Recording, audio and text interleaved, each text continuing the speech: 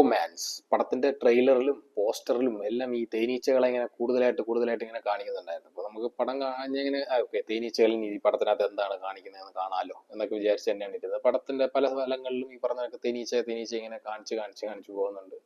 ക്ലൈമാക്സിൽ അതിനകത്ത് നമ്മുടെ സംഗീതിന്റെ ക്യാരക്ടർ ഇരുന്ന് ഇങ്ങനെ ഇങ്ങനെ എടുത്ത് വെച്ച് തിന്നുന്നതൊക്കെ നല്ല രസമായിട്ട് തന്നെ വന്നിട്ടുണ്ടായിരുന്നു. സോ തേനീച്ചയെ കാണിക്കുന്നുണ്ടായിരുന്നു, പോസ്റ്ററിനകത്ത് ഒരു കരടിയൊക്കെ കാണിക്കുന്നുണ്ടായിരുന്നു. അപ്പൊ അതൊന്നും പടത്തിനകത്ത് ബന്ധമുണ്ട്, പക്ഷെ കുറച്ച് ഫോഴ്സ്ഡ് ആയിരുന്നു എന്ന് പറഞ്ഞു വേണം എനിക്ക് ഈ പടത്തിന്റെ റിവ്യൂ തുടങ്ങാൻ. കാരണം ഈ പടത്തിന്റെ തുടക്കം മുതലേ ഈ ബ്രോമാൻസ്, തേനീച്ച അതിങ്ങനെ കാണിച്ചുകൊണ്ടിരിക്കുന്നു. പിന്നെ ബ്രോമാൻസ് ലൈക്ക് ശരിക്കും ഈ പേര് മെയ്യഴകൻ എന്നുള്ള പടത്തിന് ഇട്ടിരുന്നെങ്കിൽ ഭയങ്കര ആപ്റ്റ് ആയനെ എന്ന് തോന്നി. മെയ്യഴകൻ പടത്തിനകത്ത് പേര് എനിക്ക് വലിയ താല്പര്യമില്ലായിരുന്നു. മെയ്യഴകൻ എന്ന് പറഞ്ഞ പടത്തിന് ബ്രോമാൻസ് എന്ന് ഇട്ടിരുന്നെങ്കിൽ കുറച്ചുകൂടെ നന്നായിരുന്നു എന്ന് തോന്നി. പക്ഷെ ഇതിനകത്തൊരു ബ്രോമാൻസിന്റെ പരിപാടികളൊന്നുമില്ല. മാത്യുവിന്റെ ക്യാരക്ടറിനെ ബേസ് ചെയ്താണ് പടം പോകുന്നത്. പക്ഷെ പോകെ ഇതിനകത്ത് അർജുൻ അശോകന്റെ ക്യാരക്ടർ ആണ് കുറച്ചൊന്ന് കയറി വരുന്നത് എന്ന് എനിക്ക് തോന്നി. ADJ അരുൺ ഡി ജോസ് പുള്ളിക്കാരന്റെ 2 പടങ്ങളും ശരിക്കും വർത്ത് വാച്ചിങ് മൂവിയാണ്. തിയേറ്ററിൽ പോയി കണ്ടിട്ടുണ്ടായില്ല എന്നാണ് എനിക്ക് തോന്നുന്നത്. ജോ ആൻഡ് ജോ കോവിഡ് കഴിഞ്ഞ സമയത്തൊക്കെ ഇറങ്ങിയ ഒരു പടമാണ്. അതിന്റെ ഡയറക്ടറാണ് അരുൺ ഡി ജോസ്. അതേപോലെ 18+ എന്നുള്ളൊരു മൂവി, നെസ്ലിൻ നായകനായിട്ടുള്ള മൂവി, അതിനകത്ത് ഞാൻ ശരിക്കും പടം ഞാൻ കണ്ടില്ല, പക്ഷെ നല്ല അഭിപ്രായം കിട്ടിയൊരു പടമാണ്, അത്യാവശ്യം ഓടിയ പടമാണ്. അദ്ദേഹത്തിന്റെ 3ാമത്തെ സിനിമയാണ്. അദ്ദേഹം റൈറ്റ് ചെയ്തൊരു മൂവി വേറെ ഉണ്ടായിരുന്നു തോന്നുന്നു. അപ്പോ ഇത് പടം വർത്ത് വാച്ചിങ് ആണോ എന്നുള്ള ചോദ്യത്തിൽ ആദ്യം ഞാൻ പറയുന്നത്, ഇതിനകത്ത് സംഗീതിന്റെ ക്യാരക്ടർ, നമ്മുടെ സംഗീതം എന്ന് പറയുന്നതിനേക്കാൾ കൂടുതൽ അമൽ ദേവിസ് എന്ന് പറയുന്നതായിരിക്കും കുറച്ചുകൂടെ. പ്രേമലുവില്ല അമൽ ദേവിസിന്റെ ക്യാരക്ടർ ചെയ്ത സംഗീതന്റെ ക്യാരക്ടർ ഈ പടത്തിനകത്ത് നല്ലൊരു, അതായത് പടം എവിടെയൊക്കെ താന്നു പോയോ അവിടെയൊക്കെ പാവപ്പെട്ടവൻ അഭിനയിച്ച് ഇത് കരകയറ്റി എന്ന് വേണം പറയാൻ. അത്ര നല്ല രീതിയിലുള്ള ഒരു എഫേർട്ട് ഇട്ട് നല്ല രീതിയിലുള്ള പെർഫോമൻസ് ആണ്. ഇതിന്റെ ബേസിക് കഥ എന്ന് പറയുന്നത്, മാത്യുവിന്റെ ക്യാരക്ടർ അദ്ദേഹത്തിന്റെ സഹോദരനെ മിസ്സാവുന്നു, എവിടെ വെച്ച് മിസ്സായി എന്നൊക്കെ ഉള്ള ഒരു സംഭവങ്ങൾ കാണുന്നു. കൂർഗിലേക്ക് ഒരു യാത്ര പോകുന്നു, അതിന്റെ ഒരു ടീം ഫോം ചെയ്യുന്നു. അതിനകത്ത് മറ്റേ കൊള്ളയടിക്കാൻ പോകുന്ന കണക്കുള്ള പരിപാടികളൊക്കെ ഉണ്ട്. ഒരു ഹാക്കർ, അതേപോലെ അവരുടെ കൂട്ടത്തിൽ ഫൈറ്റ് ചെയ്യാൻ അറിയാവുന്ന ഒരാള്, ഈ സംസാരിച്ച് വീഴ്ത്താൻ കഴിവുള്ള ഒരാള്, പിന്നെ ഒരു ഹെൽപ്പറായിട്ടൊരാൾ, അങ്ങനെ ഒരു ഗ്യാങ് ഫോം ആയി ഇതിനകത്ത് പോയി അവരവിടെ നിന്ന് ഈ പ്രശ്നങ്ങളൊക്കെ തരണം ചെയ്ത് ഈ പറഞ്ഞ ചേട്ടനെ കണ്ടെത്തിയോ ഇല്ലയോ എന്നുള്ളിടത്താണ് ശരിക്കും പടം നിൽക്കുന്നത്. കുറച്ച് വലിച്ചു നീട്ടാണ് ഈ ഓരോ ക്യാരക്ടേഴ്സിനെയും കൊണ്ടുവന്ന് ഇതിനകത്ത് കണക്ട് ചെയ്യുന്ന രീതി. ഇയാൾ എങ്ങനെ ഈ ഗ്യാങ്ങിൽ വരുന്നു, ഇയാൾ എങ്ങനെ ഈ ഗ്യാങ്ങിൽ വരുന്നു, പോലീസുകാരെന്തുകൊണ്ട് ഇത് ചെയ്യുന്നില്ല, ലൈക്ക് എങ്ങനെയാണ് ഈ ടീം ഫോം ആവുന്നത് എന്ന് പറയുന്നതിന് വേണ്ടിയിട്ട് ഒരുപാട് സമയം എടുക്കുന്നുണ്ട് പടത്തിനകത്ത്. അതിനകത്ത് വരുന്ന കോമഡികൾ ഒരു പാതി കോമഡികൾ വർക്ക് ആവുന്നുണ്ട്, പാതി കോമഡികൾ വർക്ക് ആവുന്നില്ല.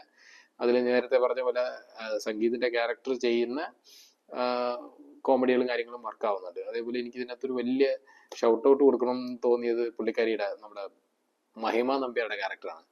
RDXന് ശേഷവും അതിന് മുമ്പും ഒക്കെ പുള്ളിക്കാരി ഭയങ്കര ക്യൂട്ട്നെസ് ഓവർലോഡഡ് ആയിട്ടുള്ള ക്യാരക്ടേഴ്സും അങ്ങനെയുള്ള സംഗതികളാണ് കൂടുതലും പുള്ളിക്കാരി ചെയ്ത് ഞാൻ കണ്ടിട്ടുള്ളത്. ഇപ്പം നായിക പ്രാധാന്യമുള്ള അല്ലെങ്കിൽ ഒരു സിംഗിൾ നായികയായി വരുന്ന രീതിയിലുള്ള അങ്ങനെയുള്ള പടങ്ങളിലും റൊമാൻറ്റിക് കോമഡി അല്ലെങ്കിൽ റൊമാൻസ് കൂടുതലുള്ള പടങ്ങളിലൊക്കെയാണ് പുള്ളിക്കാരിയെ നമ്മൾ കൂടുതലായിട്ട് കണ്ടിട്ടുള്ളത്. അപ്പൊ ഈ പടത്തിനകത്തൊരു കൂട്ടത്തിൽ ഒരാളായി മാത്രം നിൽക്കുന്ന ഒരു ക്യാരക്ടറാണ്. പക്ഷെ അത് നന്നായിട്ട് ചെയ്തിട്ടുണ്ട് പുള്ളിക്കാരി, അത് നല്ല രീതിയിൽ അത് ക്യാരി ചെയ്തിട്ടുണ്ട്.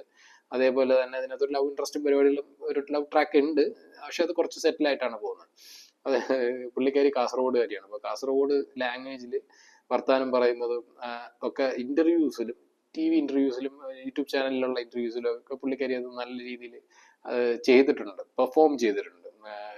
തനി കാസർഗോഡ് ലാംഗ്വേജ് ഒക്കെ പറഞ്ഞിട്ട് പുള്ളിക്കാരി ഇങ്ങനെയാണെന്നുള്ള നിലയിൽ.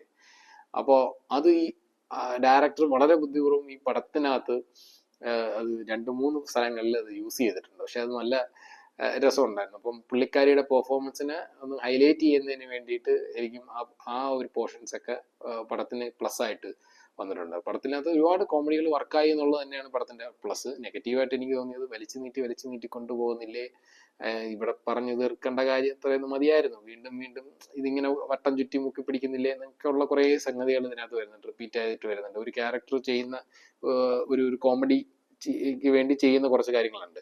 അപ്പൊ ആ സാധനം ഒരു സ്ഥലത്ത് വർക്കൗട്ട് ആയിട്ട് വീണ്ടും അത് റിപ്പീറ്റ് ചെയ്ത് കാണിക്കേണ്ട കാര്യമില്ല. പിന്നെ അല്ലെങ്കിൽ ഒരു ക്യാരക്ടറെ രജിസ്റ്റർ ചെയ്യാൻ വേണ്ടിയിട്ട് അയാൾ ഇച്ചിരി ദേഷ്യക്കാരനാണ്, BP കൂടുന്നുണ്ട്, അപ്പം പൾസ് റേറ്റ് കാണിക്കുന്നു, വാച്ച് കാണിക്കുന്നു എന്നൊക്കെ ഉള്ളത് ഓക്കെ, അത് എത്ര നേരം കാണിക്കൂടെ? അത് വീണ്ടും അതിങ്ങനെ കാണിച്ച് നമ്മളെ വെറുപ്പിക്കുന്ന പരിപാടിയുണ്ട്. പിന്നെ മദ്യം, പുകവലി, സൈക്കോട്രോപിക് ഡ്രഗ്സിന്റെ സംഗതികള് ഇതൊക്കെ നമ്മള് വാർണിംഗ് കൊടുക്കുന്നുണ്ടെങ്കിലും പടത്തിനകത്ത് പ്രൊമോഷൻ ചെയ്യുന്നില്ല എന്ന് പറയുന്നുണ്ടെങ്കിലും, പക്ഷെ നായക കഥാപാത്രം അല്ലെങ്കിൽ നായകന്റെ ഗ്യാങ്ങിലുള്ള ആളുകൾ വളരെ കാഷ്വൽ ആയിട്ട് ഇതൊക്കെ ഉപയോഗിക്കുന്നതും അല്ലെങ്കിൽ ഇത് ഉപയോഗിക്കുന്ന ഒരു ഫൺ എന്നുള്ള നിലയിൽ കാണിക്കുന്നതും അത്ര അതിന്റെ ഒരു ഉദ്ദേശം അത്ര നല്ലതായി വന്നോ എന്നുള്ളത് സംശയമുണ്ട്.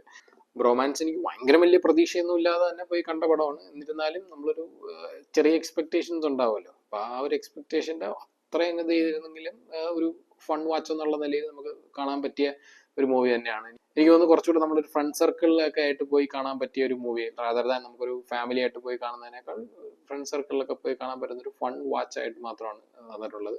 പടത്തിന് നെഗറ്റീവ്സ് എന്ന് പറയുമ്പോൾ വർക്കാവാതെ പോയ കോമഡികൾ തന്നെയാണ് ഈ പടത്തിന് വിനയായിരിക്കുന്നത്. അതേപോലെ വില്ലൻ സൈഡ് ഭയങ്കര വലിയൊരു സംഭവവും കാര്യങ്ങളൊന്നുമില്ല. നമുക്ക് ഊഹിക്കാം അവസാനം ഇതിങ്ങനെയൊക്കെ തന്നെ ആയിരിക്കും സംഭവിക്കാൻ. അങ്ങനത്തെ വളരെ വീക്കറായിട്ട് റൈറ്റ് ചെയ്ത ഒരു വില്ലൻ ഗ്യാങ്ങും കാര്യങ്ങളും ഒക്കെ ആയിപ്പോയി എന്നുള്ളതാണ്. നിങ്ങളും പടം കണ്ടിട്ട് അഭിപ്രായങ്ങൾ കമന്റ് ചെയ്യുക. ബൈ.